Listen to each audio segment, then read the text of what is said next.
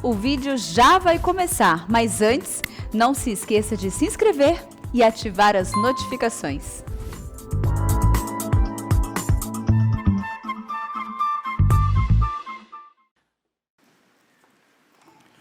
Boa noite, irmãos. Que a paz e a graça do Senhor estejam com vocês. Mais uma vez é uma alegria, um privilégio estar aqui, podendo dividir da santa palavra de Deus com os irmãos. Sem demora, porque o tempo está se estendendo, abra comigo em Lucas capítulo 21, rapidamente. Lucas 21.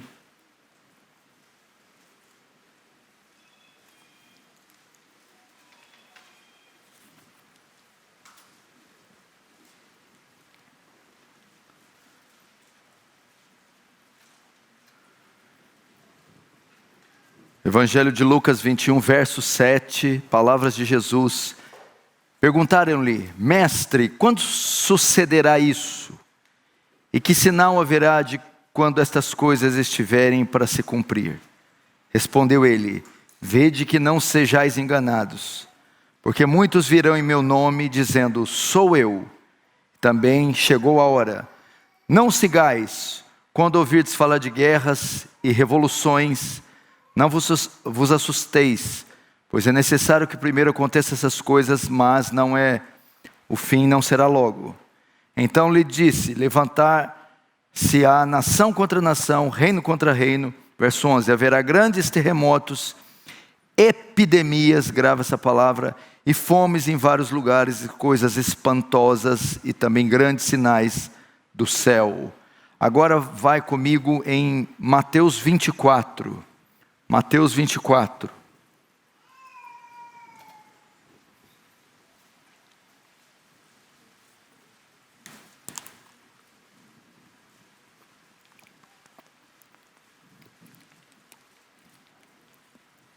Mateus 24, no verso 4. E ele lhes respondeu: Vede que ninguém vos engane, porque virão muitos em meu nome, dizendo: Eu sou Cristo, e enganarão muitos. Verso 6, e certamente ouvireis falar de guerras e rumores de guerras. Vede que não vos assusteis, porque é necessário assim acontecer. Mas, entretanto, porém, ainda não é o fim. Porquanto se levantará nação contra nação, reino contra reino, haverá fomes e terremotos em vários lugares. Verso 8, porém, tudo isso é o princípio das dores. Até aí deixa aberto em Mateus 24. Não feche apenas os olhos. Vamos orar mais uma vez. Pai, o meu pedido é para que haja graça acompanhando toda essa mensagem, e que o único fim dela seja a tua glória. Amém. Irmãos, eu creio que talvez o tema mais oportuno para se pregar em nossos dias, o tema mais atual, seja escatologia, seja a volta de Jesus, a segunda vinda, falar sobre o fim, dado aos últimos acontecimentos que têm marcado a nossa sociedade a nível mundial.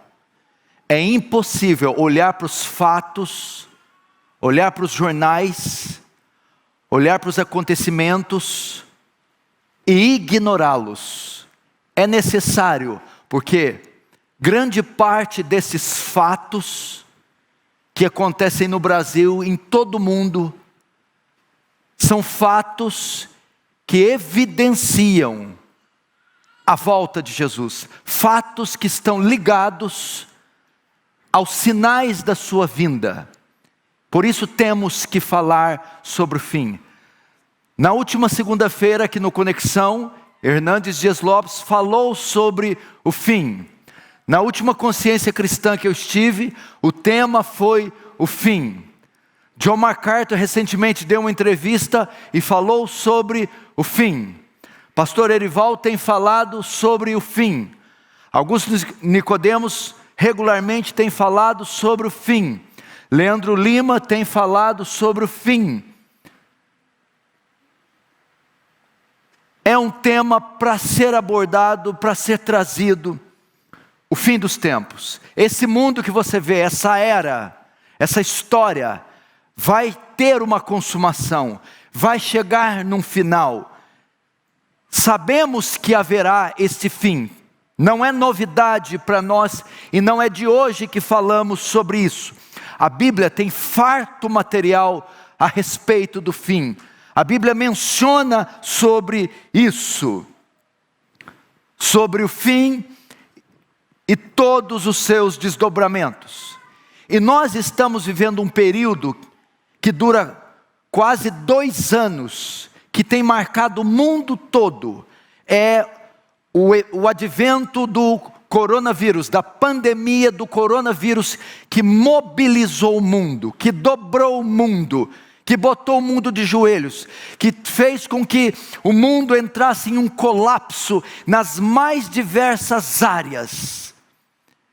Coronavírus, sem sombra de dúvidas, é uma das pestes mais marcantes de toda a história da humanidade. E eu não digo no seu poder de fogo, do seu poder de morte, porque tiveram outras pestes mais mortíferas, mas na sua capacidade de mobilizar o mundo todo ao mesmo tempo. E eu acredito que nenhuma outra peste conseguiu fazer isso, conseguiu mobilizar, paralisar, mover o mundo todo no mesmo tempo. Portanto, um sinal como esse, ou seja, um evento como esse, não pode ser ignorado. Não podemos assistir a pandemia do coronavírus e todos os seus desdobramentos alcançando colapso econômico, crises políticas, guerras e rumores de guerras, enfim, um caos se instalou de proporções globais. Então, isso não pode ser ignorado. Nós, diferente dos ímpios, dos pagãos, nós olhamos para os fatos mais do que com a ótica da ciência, da sociologia, da antropologia. Nós olhamos para os fatos debaixo da perspectiva bíblica, com os olhos bíblicos, com os olhos escatológicos, e nós entendemos que a pandemia do coronavírus é um sinal. Porque tanto Lucas e Mateus diz que um dos sinais da volta de Jesus, dentre tantos, seria pestes, pestilências, epidemias. Nesse sentido, o coronavírus ocupa um lugar de destaque por ser uma das mais trágicas e globais de todos os tempos. Agora a pergunta que temos que fazer: será que de fato estamos no fim? Será que finalmente aquilo que foi profetizado pelos profetas do Antigo Testamento, escrito, dito pelos apóstolos do Novo Testamento, e que os nossos pais durante 2000 anos disseram, pregaram, ensinaram e esperaram, finalmente chegou o maior evento da humanidade, o evento que marcará toda a humanidade, o retorno glorioso do Senhor e o fim dos tempos? Será que chegou o fim? Os discípulos também fizeram essa pergunta. No início de Mateus 24 diz: Mestre, quando irão suceder todas essas coisas? E que sinal haverá da sua volta? Eles também tiveram essa dúvida no verso 3. E o que Jesus diz? O que a Bíblia diz sobre isso? Ela não data com precisão a volta. Não há um dia exato, um mês exato, um ano exato, uma hora exata, um minuto exato, um segundo exato. Ao longo da história da igreja, muitos quiseram datar com precisão a volta de Jesus e quebraram a cara. Jesus não fez isso, não datou com precisão, mas ele deixou sinais. Sinais. Quando eles perguntam, ele responde com sinais. Sinais que ao vermos, ouvíssemos, apalpássemos, saberíamos então que Jesus estaria voltando. Saberíamos que o fim de fato iria acontecer. Ele deixou sinais claros, sinais que estão aqui narrados por toda a Bíblia, principalmente nestes textos. Este texto que Jesus fala em Mateus 24 é chamado sermão escatológico. Escatologia é a doutrina das últimas coisas. Ele é também chamado sermão do fim, ou sermão profético, porque ele fala não só para o tempo dele, até o ano 70, mas de acontecimentos que viriam além do tempo dele. E também é chamado sermão da vigilância, uma vez que ele é escatológico, que ele é profético, ele ordena que os seus seguidores estejam em estado de constante vigilância. Agora, que sinais são esses? Que sinais são esses que Jesus deixou para que ao vermos, nós saberíamos que Ele estaria voltando e que os séculos estariam se consumando? Que sinais são esses? Bom, na escatologia, na teologia, existem duas categorias de sinais. Duas categorias: os sinais de certeza e os sinais de iminência, os sinais de proximidade. Os sinais de certeza, aqui em Mateus 24, é os que estão registrados dos versos 1 ao 14. E os sinais de iminência, de proximidade, estão narrados do verso 15 em diante. A primeira categoria de sinais, sinais de certeza, eram sinais que ao se cumprir, nós teríamos certeza que Jesus voltaria.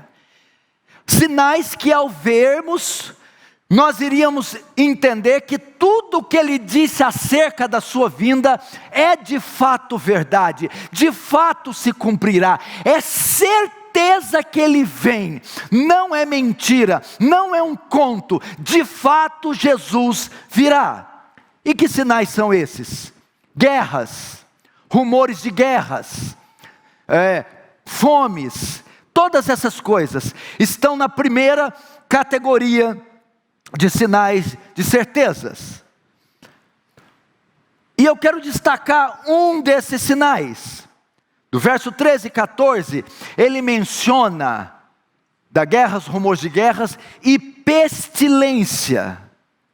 Ou seja, a pandemia do coronavírus é um sinal da volta de Jesus, isto está claro, inequívoco. Por mais que haja dezenas de milhares de especulações em torno da origem, do propósito, o fato é que está aí, está matando, está colapsando o mundo, é um sinal, é uma praga e é uma peste nítida, é uma evidência cabal da volta de Jesus, é um sinal. Mas o coronavírus está dentro da categoria dos sinais de certeza. Quando olhássemos e víssemos o colapso econômico, a crise política, conflitos armados, guerras, rumores de guerras, abalos sísmicos, maremotos, toda essa parafernália que se tornou esse mundo, saberíamos, Jesus vai voltar. Isto é certo, isso é certeza.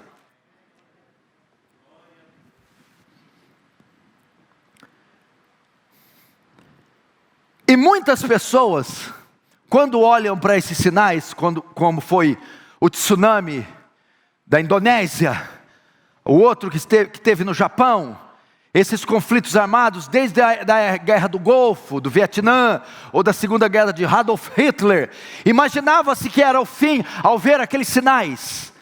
E esse sinal do coronavírus fez com que muitas pessoas começassem a tomar atitudes drásticas, dizendo, agora Jesus volta.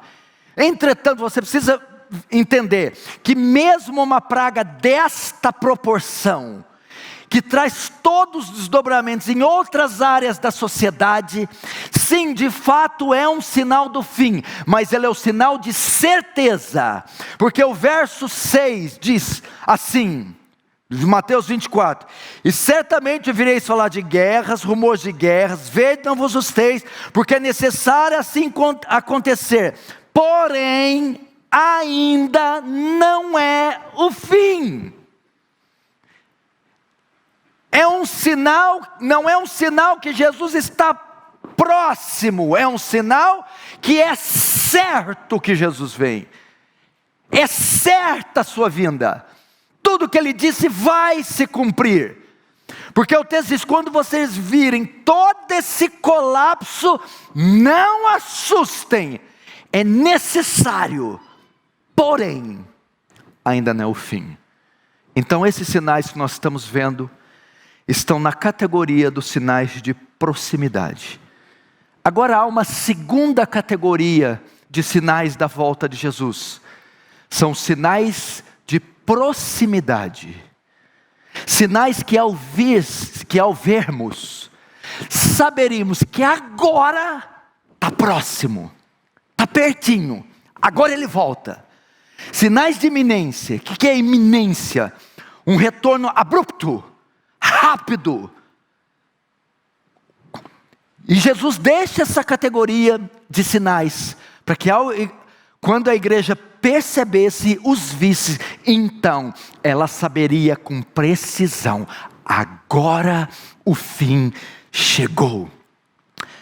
Que sinais são esses? Pelo menos dois, se der tempo eu falo o terceiro, que são sinais de proximidade.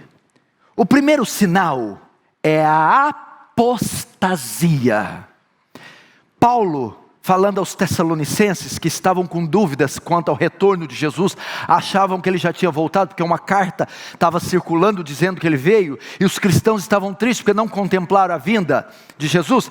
Paulo vai corrigir dizendo, não, isso não acontecerá. O que não acontecerá? O fim, a volta, sem que antes, e ele menciona dois sinais de proximidade. E isso não acontecerá, a volta, a consumação desse século, sem que antes venha. Primeiro sinal de proximidade, a apostasia. Para que Jesus volte, apostasia é um sinal que se cumpre em toda a sociedade mundial. Se cumpre entre todos os povos da terra. É um período, é uma condição moral e espiritual que o mundo estará quando Jesus voltar. É um sinal global e mundial. O que é apostasia? Apostasia, na qual Paulo e Jesus se refere antes da sua volta, ela abrange dois aspectos. Ela alcança o mundo pagão, secular, e depois o mundo religioso. Primeiro, a apostasia fala do quê?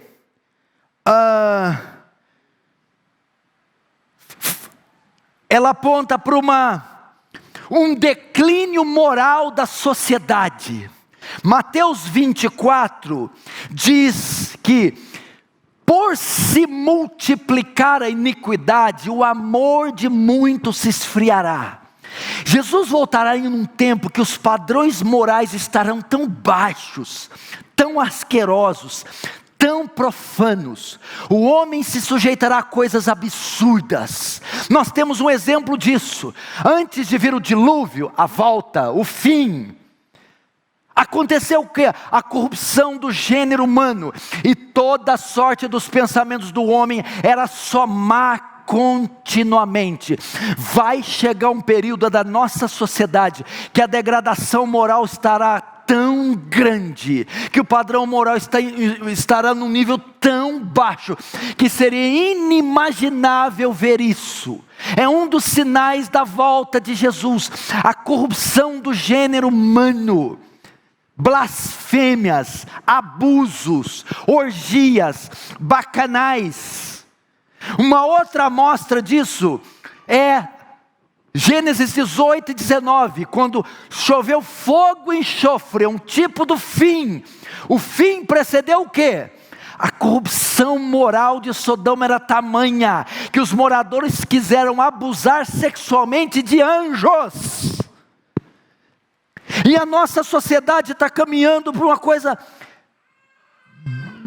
coisa grotesca como essa. Esse é um sinal de iminência. Quando você começa a se ver crianças tocando em homens nus, em museus, em centros de exposições, essas ideologias, perversões sexuais, abolição dos direitos, abolição da verdade, abolição da lei, quando tudo se tornasse uma anarquia, um regime tribal, uma coisa hedionda, é um dos sinais de iminência. O segundo sinal, ou melhor, a segunda parte que esse sinal alcança, a apostasia, também pega o campo religioso. O que é isso? Apostasia é quando houver o abandono da verdade para seguir a mentira. O que é isso? Próximo à volta de Jesus vai ter uma explosão do engano religioso. O engano vai reinar. Apostasia não é as igrejas ficar vazias. Não é isso, as pessoas se tornarem ateus. Apostasia é as igrejas ficarem lotadas. É milhares e milhões de igrejas serem plantadas. Falsas. Hereges por toda parte, falsa doutrina, falsa igreja, falsos pastores, falsa teologia, falsa pregação, falsos cristãos por toda parte. Esse seria um grande sinal. 1 Timóteo capítulo 4 diz que o Espírito expressa, que o Espírito diz veementemente que nos últimos dias apostatarão alguns da fé, dando ouvido aos espíritos enganadores e a doutrinas de demônios. Na segunda quarta, no mesmo capítulo diz que, e tendo comichão no ouvido, não suportarão ouvir as sãs doutrinas, mas amontoarão para si doutores conforme as suas concupiscências. Só no Brasil, no ano 2015, uma seita inaugurou 1.103 igrejas em um ano. O crescimento das seitas está a todo vapor. Esse seria um sinal, meu irmão. Quando você olhasse para a rua e não conseguisse mais definir que tipo de gênero de pessoa é aquela. Quando você olhasse para a grade curricular do ensino fundamental, médio, do acadêmico, quando você visse o gênero humano se tornando uma aberração, e o homem sendo capaz de coisas inimagináveis, impensáveis, quando a sociedade descer no nível mais baixo, e a igreja se tornar mundana, apóstata, quando o pecado da sociedade se unir ao pecado da igreja, quando não houver diferença do pecado do religioso com a da igreja, esse é um sinal que Jesus está próximo. E será que está muito longe esse sinal? Veja o que virou a Europa. O que tem lá é dead churches, igrejas mortas. Veja a sexualidade dos europeus. Veja o Brasil, para onde está caminhando, os rumos que está caminhando a nossa sociedade. Esse seria o primeiro sinal de proximidade. O segundo sinal de proximidade. O primeiro é o bolo. O bolo. Extenso, profundo, largo. O segundo sinal é a cereja do bolo. A vinda, a aparição, a ascensão do anticristo. Assim como um abutre, um urubu, uma ave de rapina, só pousa onde um terreno está infestado de carniça. Quando esse mundo estiver todo corrompido, naufragando num caos moral e apostatando até o pescoço religiosamente, quando o terreno mundial estiver fétido, asqueroso, imundo, apóstata, então desce, ou sobe, aparece no poder, essa figura enigmática, o anticristo, porque Paulo diz, não será assim a volta de Jesus, sem que primeiro venha a apostasia e se manifeste o homem do pecado, o filho da perdição. Isso está descrito no verso 15. Quando virdes o abominável da desolação de que falou o profeta Daniel no lugar santo, quem lê entenda. O que quer dizer isso?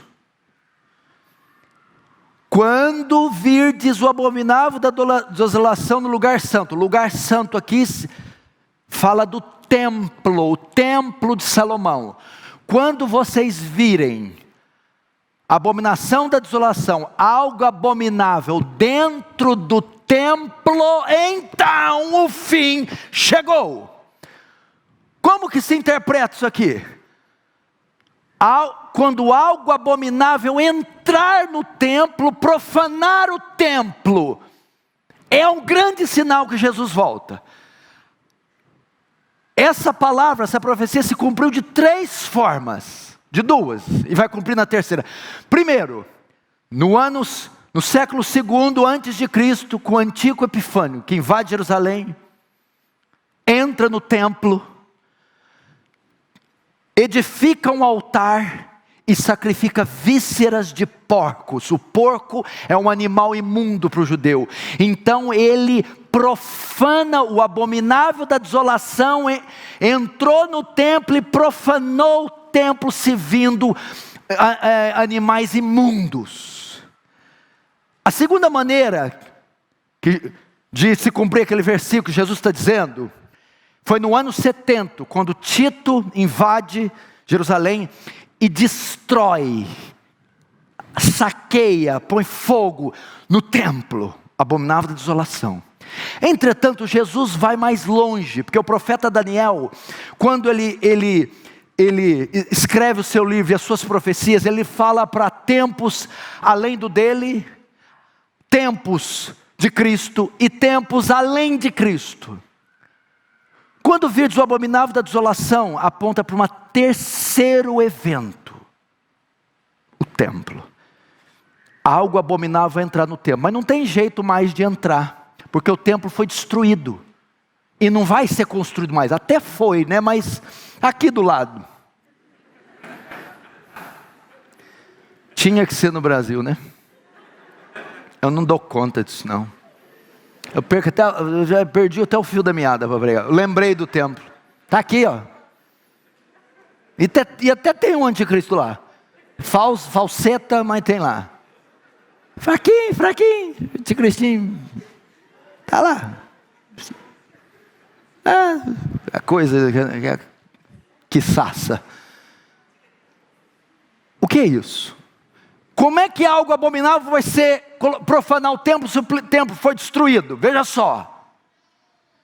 A figura que aparece aqui é do anticristo escatológico, o chefão, entrando no templo.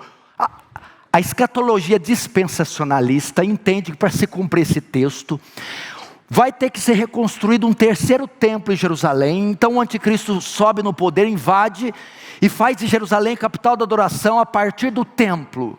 Não, o véu não vai ser costurado, ele foi rasgado. A ordem levítica caiu no ano 70 com a derrubada do templo. Estamos agora no período da igreja. O que significa então o abominável da desolação no templo?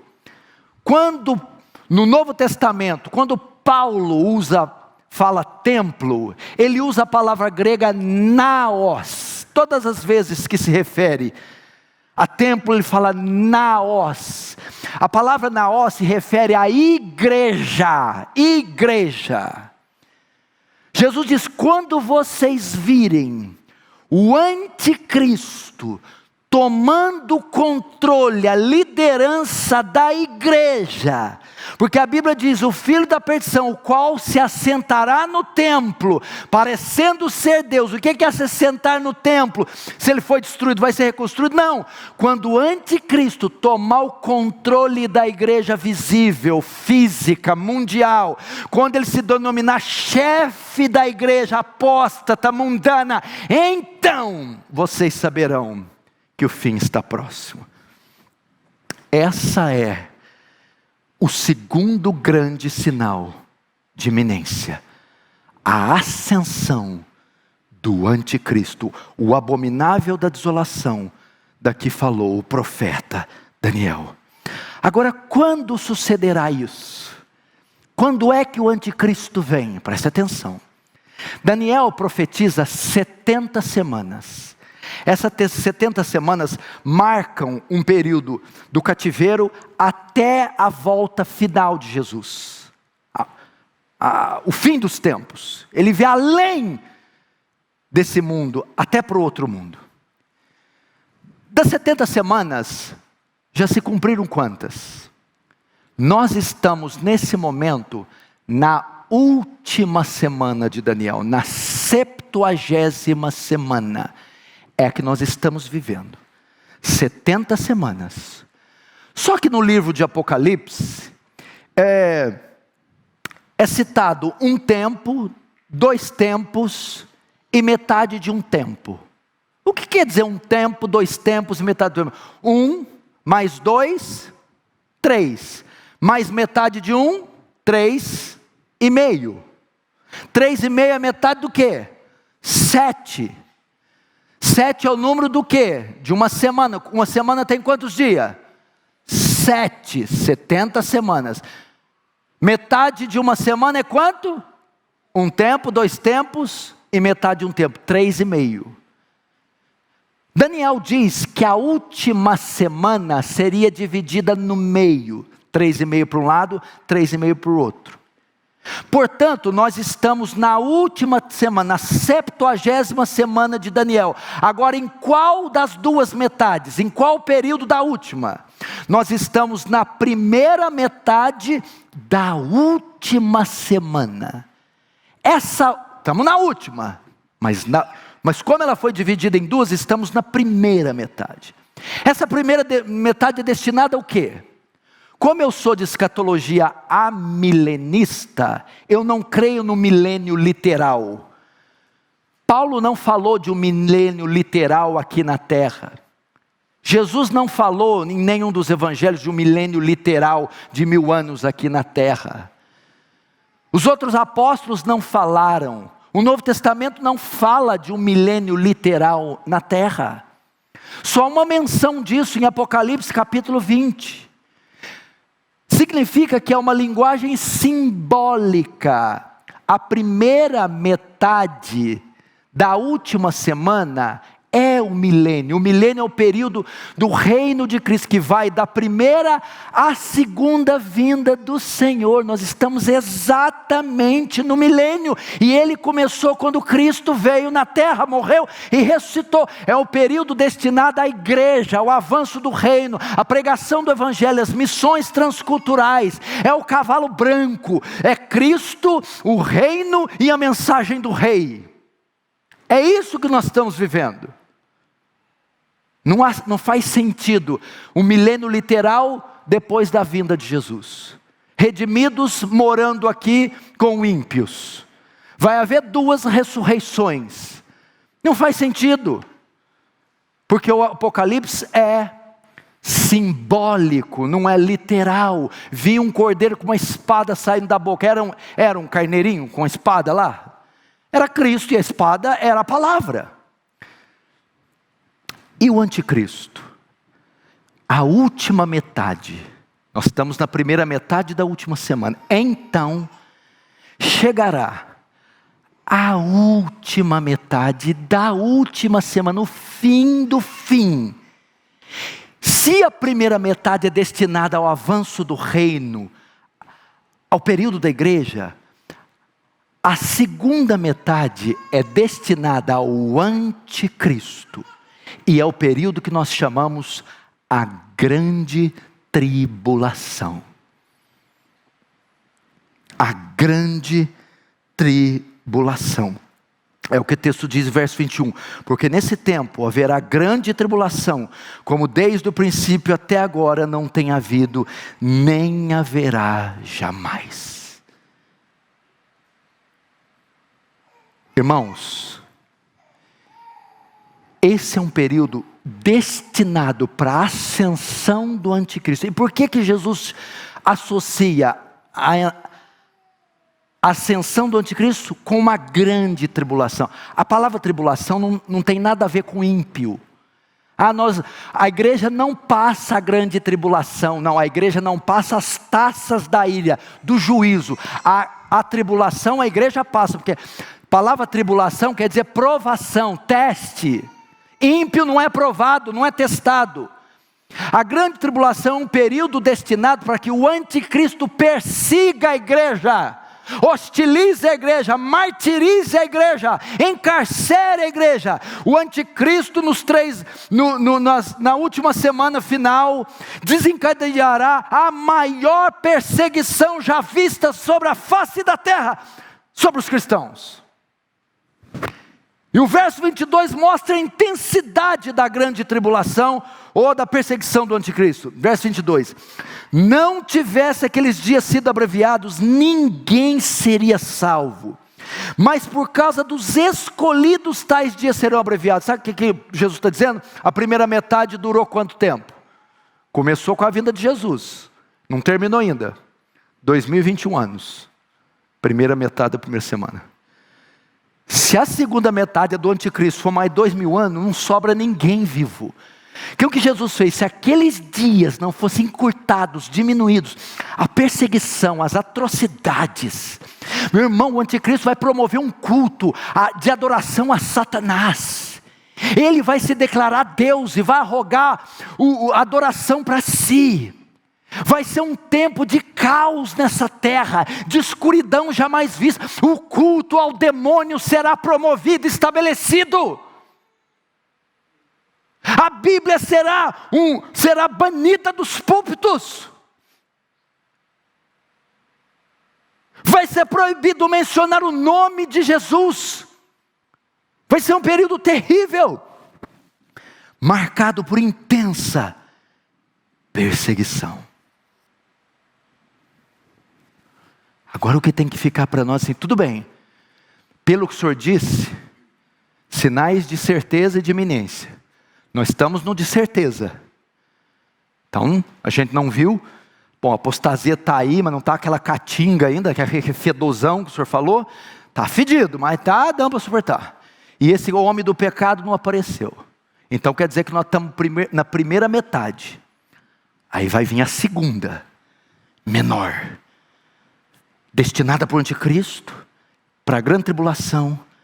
É o fim do fim. Agora a pergunta que você tem que fazer, tudo bem, nós estamos na primeira metade, mas em que fase, Arival, da primeira metade?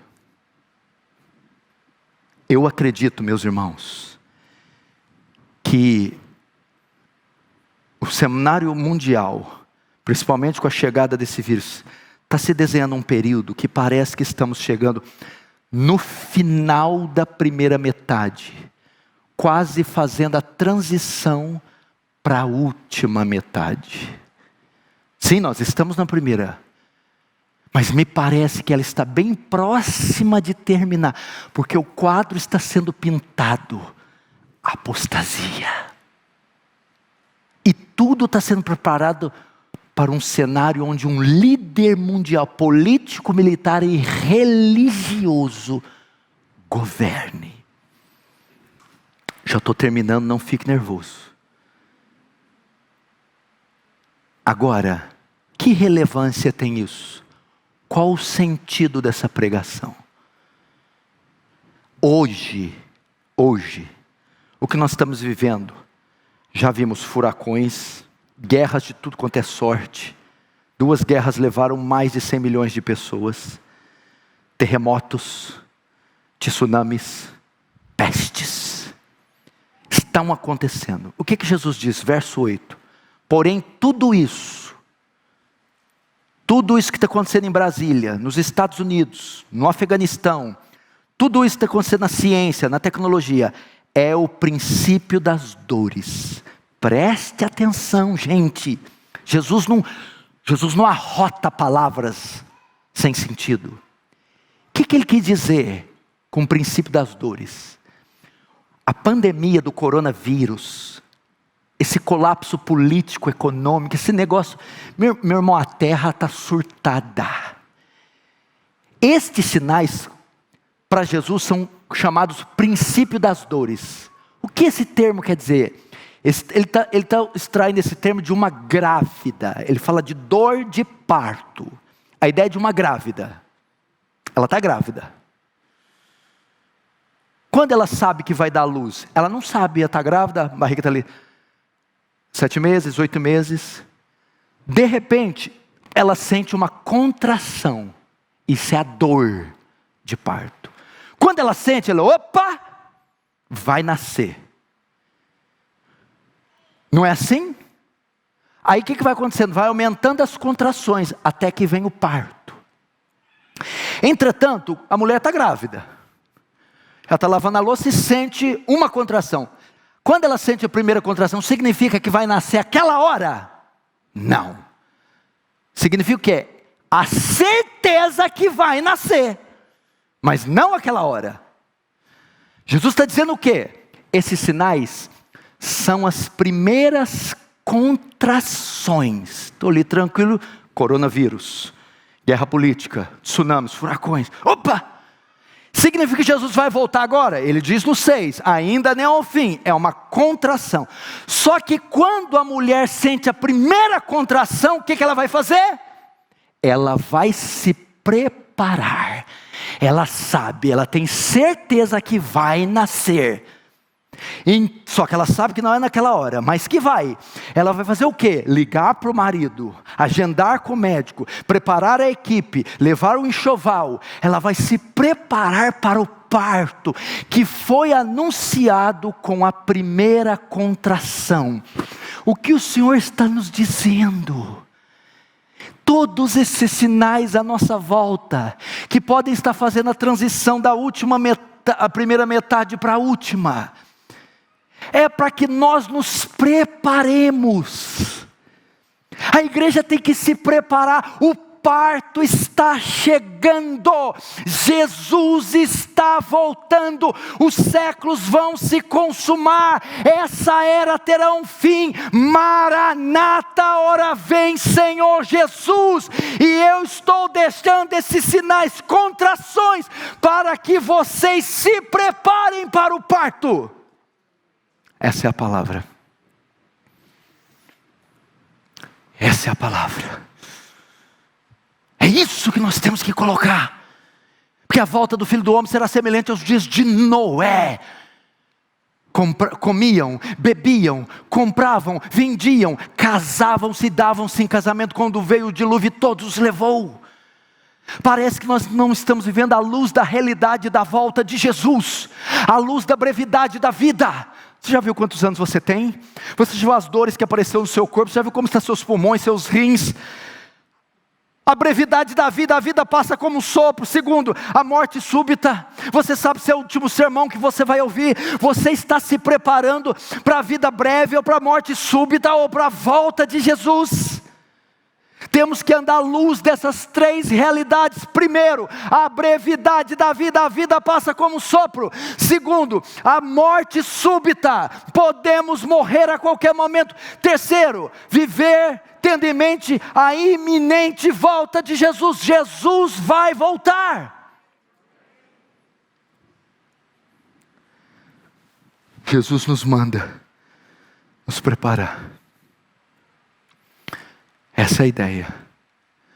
As contrações. Aí o que vai acontecendo? Quando vai chegar na luz, o que vai acontecendo?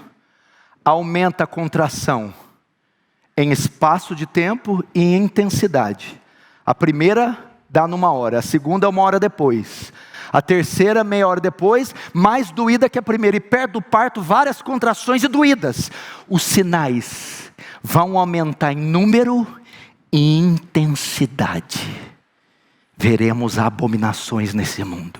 Entretanto, é Deus avisando: peguem o enxoval, vistam-se da armadura de Deus, preguem o evangelho, abandone os pecados ocultos, porque eu estou às portas. Como se prepara? E agora eu encerro, vou só citar. Jesus, ao terminar isso, ele cita 3 parábolas. Dos mordomos infiéis, das virgens e dos talentos. Por que Jesus cita essas 3 palavras após pronunciar um sermão escatológico? Primeiro, quando ele cita dos servos infiéis, ele diz da nossa devoção a Ele. Eu estou às portas. Vigie a maneira com que você, a sua aliança comigo. Mude a sua devoção comigo. Primeiro ele trata da nossa devoção, da nossa aliança com Ele. Se eu estou às portas, conserte a sua vida, arrependa dos seus pecados, se santifique, seja fiel. Segundo, ele trata das virgens, conversão. 10 nécias, 10 prudentes, aquilo ali é claro, 10 convertidas, 10 ímpias. Azeite fala do Espírito, o Espírito só tem quem é crente, quem não tem azeite, pagão. Segundo, a conversão. Há tempo ainda para você nascer de novo. Há tempo ainda para ser salvo. Seu pai, sua mãe, seus filhos, meu irmão, cuide, cheque a sua salvação e daqueles que estão à sua volta. Terceiro, a parábola dos talentos. O que Jesus está dizendo? Cada um de vocês eu entreguei um chamado, um dom, um talento, uma obra, uma ordem. O que vocês estão fazendo com o dom que eu dei? É isso que ele está querendo dizer. Cuidem da devoção pessoal de vocês. Cuidem da devoção pessoal de vocês com Deus.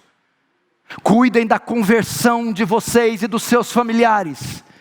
Cuidem do chamado e do talento que eu dei a vocês, porque quando eu voltar, eu prestarei, eu requerirei contas de cada uma dessas coisas. Amém? Jesus está voltando, meus irmãos. Vamos nos arrepender, vamos falar com Ele.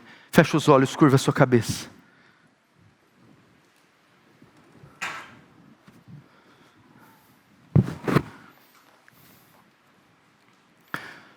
Como é que está a tua vida? Jesus está próximo. Estamos na última semana, a sua primeira metade. Quase indo para a segunda. Como está a sua vida? Você está preparado para a volta dele? As primeiras contrações já começaram. O parto vai vir. Você está vestido da justiça de Cristo? Está vestido da armadura? Como está o seu tributo diário a Ele, a sua devoção pessoal, a sua aliança com Ele, sua pureza, sua santidade, sua vida de oração, seu conhecimento escriturístico, sua integridade moral? Como é que estão as questões de foro íntimo, aquilo que você pensa, o que é interior, que o homem não vê? Segundo, e a conversão? Tem certeza que é nascido de novo? Tem certeza que você é crente? Que é trigo e não joio? Que é ovelha e não bode? Que é virgem nécia? Que é virgem prudente e não nécia? Oh, meu irmão. E terceiro, seus talentos. Você tem enterrado eles? Qual posição você ocupa no reino de Cristo, meu irmão? Qual posição você ocupa? Atende o seu chamado. É diaconia, evangelismo, missões, pastorado, limpeza, apoio. Cristo vem e vai pedir conta dos teus talentos. Cristo vem. Senhor Jesus, não nos deixa, quando chegar aqui, encontrar uma igreja morta, inoperante, mundana, carnal, egoísta, ensimesmada. Senhor, precisamos daquele azeite, daquele bálsamo derramado no Pentecostes. Oh Deus, que fez aqueles homens virar de pernas para o ar, a sociedade da sua época, camponeses, donas de casa, pescadores, poderosos na palavra, na oração, donas de casa, trabalhadores, operários íntegros, retos. Faz de nós tais homens. Espírito Santo, acorda a igreja, chacoalha a igreja, aviva a igreja, santifica a igreja. Deita fora os ídolos, meus irmãos. Confesse pecados ocultos. Se recrute no ministério, no serviço. porque Cristo vem, Cristo vem, Cristo vem. Que a igreja esteja preparada, em nome de Jesus. Amém. Amém.